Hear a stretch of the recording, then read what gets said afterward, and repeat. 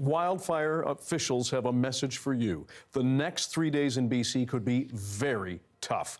The BC Wildfire Service says there were 1,300 lightning strikes yesterday alone, and they sparked fires, especially in the southeast. As Corey Bullock reports from Cranbrook, it was a too close call for a group of hikers. I just said, I think we have a problem. Laurel Swinyard is glad she made the decision to go home on Tuesday night after watching the Mount Morrow fire break out in Top of the World Provincial Park northeast of Cranbrook. It was probably the most terrifying walk we've ever done. Swinyard and her friends were hiking at Fish Lake, a popular backpacking location, when they heard thunder roll in. Just minutes later, they knew a wildfire had started.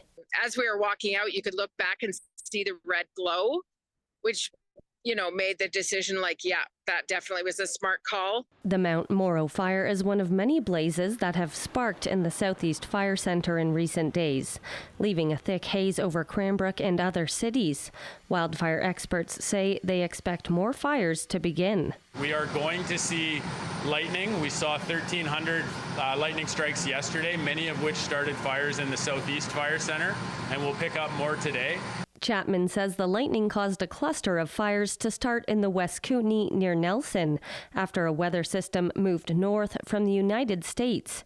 He says crews are preparing to fight them, but the conditions are extreme right now with the dryness that we've experienced in this province over the course of the last 2 weeks and the anticipated week ahead. All of our suppression efforts will be challenged. We need to get on these fires quickly and try to get them suppressed and into being held as quickly as we can. The relentless heat and crispy conditions are prompting yet another plea from the provincial government. Please take the time to make sure you, your family, and your households are ready. Be fire smart.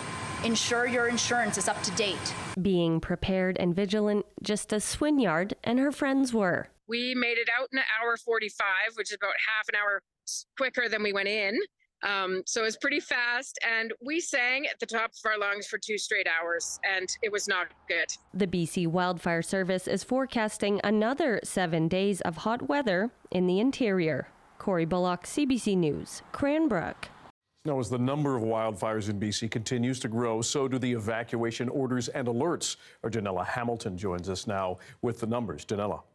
Dan, there are more than 230 fires burning in BC. 95 started in the past 24 hours. The greatest concern is the Shetland Creek fire in the Thompson-Nicola region. It's burning just north of Spence's Bridge. We can see it here on the map, and has ballooned to nearly 50 square kilometers after merging with a nearby fire. This has now become a wildfire of note, the only one in BC right now. Its growth has prompted an evacuation order for 85 properties in the Venables Valley, an agricultural area west of Kamloops, affecting more than 120 people. People there were told to leave Wednesday night and are now being directed to an emergency services reception center in Cache Creek. As well, the Cooks Ferry Indian Band near Spence's Bridge has expanded its evacuation order. The band's chief says several families have been impacted by the Shetland fire, but the extent of the damage is still unclear. And over in the Kootenays, lightning is believed to be responsible for another cluster of small fires burning near the village of Silverton on both sides of Slocan Lake. People in 11 rural properties have been ordered to leave immediately. The regional district says that there is a reception center set up for evacuees at the Royal Canadian Legion in the village of Slocan. There is also growing concern for the northern half of BC. That region is expected to get significant lightning now into Friday. The BC Wildfire Service says it will be a challenging 72 hours ahead. Heat warnings remain in place for much of the province's interior and north, further fueling the dry conditions. Dan? Janella Hamilton reporting for us. Thanks very much, Janella.